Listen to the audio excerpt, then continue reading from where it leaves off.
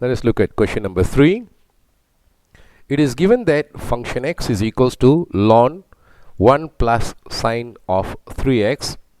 Show that f double prime x, that means the second derivative of the function, is equals to k over 1 plus sine 3x, where k is a constant that we need to find for us to get the 3 points. Okay, so let's go to part 1.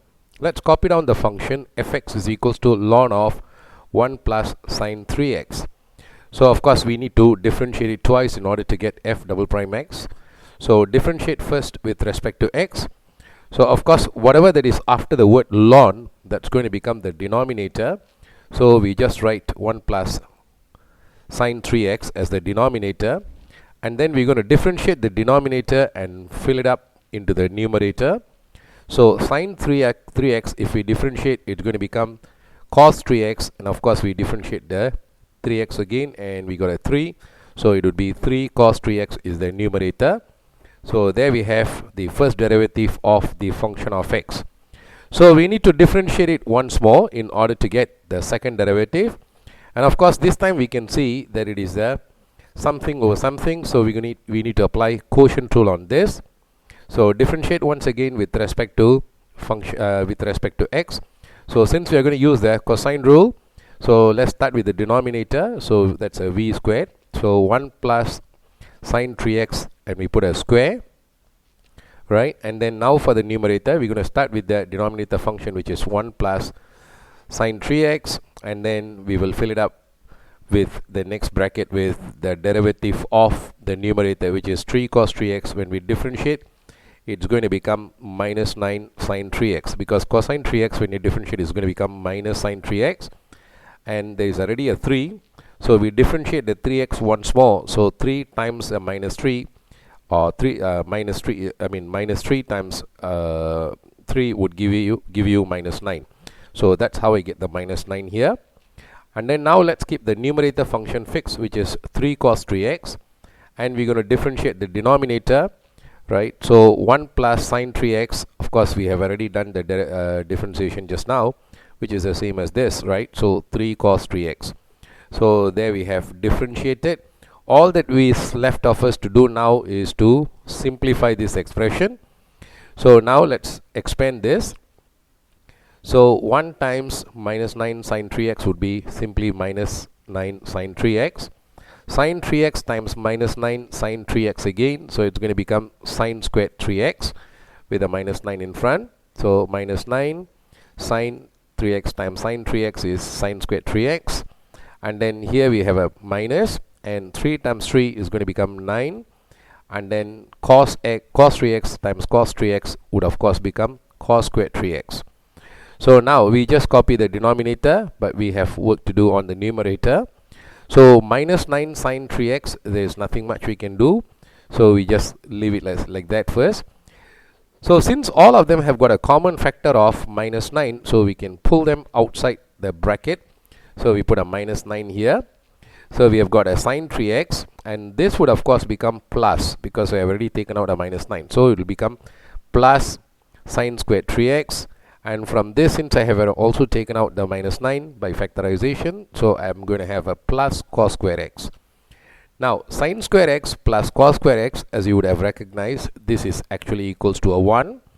So all that I'm going to have is in the numerator is a negative 9, and then followed by a sine 3x, which is this, okay, and then sine squared 3x plus cos squared 3x is going to become a 1, so plus a 1. That's from your identity. So now what do you notice about the numerator and denominator? This is also 1 plus sine 3x, this is also 1 plus sine 3x, but here you have a square, so that means there's a couple of them, so we can cancel them, right? So what we would have on the numerator is simply a minus 9, and in the denominator we would just have 1 plus sine 3x, and we have already expressed it in the form that we are supposed to express. So by comparing, what's the value of your k? So of course your k is equals to minus 9. So that's how you solve your first part, so as to get your 3 marks. Let us now look at the second part, which says hence find the first 3 non-zero terms of the Maclaurin's expansion of the function x. So we already have the function of x, which is ln 1 plus sine 3x, and we already have the first derivative f prime x as well as f double prime x, which we all solved it in part 1. So now in order to apply the Maclaurin's expansion, we need to turn all the x's into zeros. So what would be f0? f0 is going to become ln 1 plus sine 3 times 0, ln 1 plus sine 3 times 0. 3 times 0 is of course a 0, so sine of 0 is going to become a 0. So 0 plus a 1 would be 1. So what we have in the next step is ln 1. And how much would ln 1 be? Of course ln 1 is 0. So f0 is therefore equals to 0. Now let's look at what is f prime 0. So we're going to replace the x with 0 again. So on the numerator, we are going to have 3 cos 0, okay, because thrice of 0 is going to be 0. And in the denominator, we're going to have 1 plus sine 3 times 0. So 3 times 0 is 0 still. So cosine 0 is of course a 1. So 1, if you multiply by 3, it's going to become 3 for the numerator. Okay, and how about the denominator? Thrice of 0 is a 0. Sine 0 is of course 0. 0 plus 1 would become 1. Therefore, the value for f prime 0 is 3 over 1, which simplifies to just a 3. Now let us evaluate what is f double prime 0. F double prime 0 would be, okay, minus 9 over 1 plus sine thrice of 0, and of course that would be sine 0, and sine 0 is a 0. So what we will have is minus 9 over 1 only. So minus 9 if you divide by 1 is of course going to be minus 9. But the question says first 3 non-zero terms of the Maclaurin's expansion. So of course this is a 0 term. So this will be the first and this will be the second. We need to find one more. So what we are going to do is we are going to differentiate f double prime x once again. So this time we have minus 9 over 1 plus sine 3x. So we can just change this into the form minus 9 bracket 1 plus sine 3x to the power of negative 1, so that we can apply the chain rule. And if we bring the 1 to the front, minus 1 to the front, minus 1 times minus 9 is going to become 9. Sine 3x to the power of minus 1 and another minus 1, which is going to become minus 2. So we would have 9 1 plus sine 3x to the power of negative 2. And what we have to do when we use chain rule, we need to differentiate what is inside the bracket to fill up here. 1 plus sine 3x, if we differentiate, it's going to become 3 cos 3x, because sine 3x, when you differentiate, it becomes cos 3x, and of course because of the 3x you get another 3.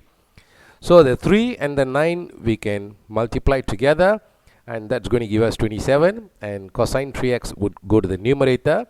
And by rule of indices, we know that this has a power of negative 2. We can just bring it down to the denominator and write it as 1 plus sine 3x, okay, then the whole thing to the power of 2. So there we have differentiated and simplified f triple prime x, and of course now we need to find what would be the value when x becomes a 0. So 27 times f triple prime 0 would be 27 times cosine thrice of 0, which is what we have here in the numerator. 1 plus sine 3x is 3 times 0, okay, then the whole thing squared. So cosine, this would be cosine 0. So cosine 0 is of course a 1. 1 times 27, that's going to make the numerator to become a 27. Sine 3 times 0 is of course sine 0, which in turn is equals to 0. 0 plus a 1 is 1. And 1, if I square it, is still going to remain as a 1. So we have 27 over 1. So f triple prime 0 therefore is equals to 27. So now we have got 3 terms, okay, they are all non-zero terms of the Maclaurin's expansion. So we have found the coefficients. Now let's take these 4 values and let's write down the Maclaurin's expansion. And of course by Maclaurin's expansion we know that fx should be equals to f0 plus f prime 0 times x plus f double prime 0 times x square over 2 factorial, f triple prime 0 x cube over 3 factorial, and so on and so forth. But we do not need to write the rest of the terms because the question only asks for first 3 non-zero terms. So that's why I'm ignoring the rest. I'm just putting a plus dot dot dot.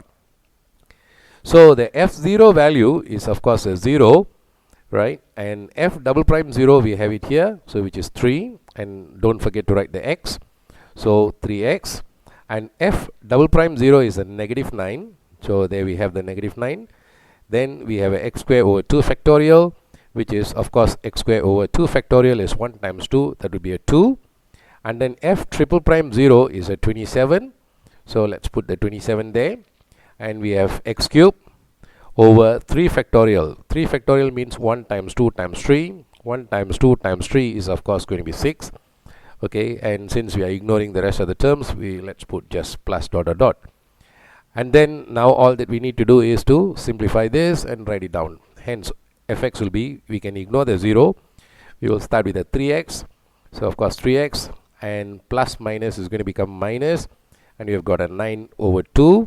So which is 9 over 2x squared, or 9x squared over 2. And then the third one, 27 and 6. Of course, both of them are divisible by 3. We could simplify them first. 27 if you divide by 3, it's going to become a 9. And 6 if you divide by 3, it's going to become a 2. So you're going to have a 3 over 2, or I forgot to change. Did I change? Yeah, I did. Okay, 9, of course, yeah, correct. 9x cubed over 2 plus dot dot dot. So there we have the Maclaurin's expansion for the first 3 non-zero terms of the function of x.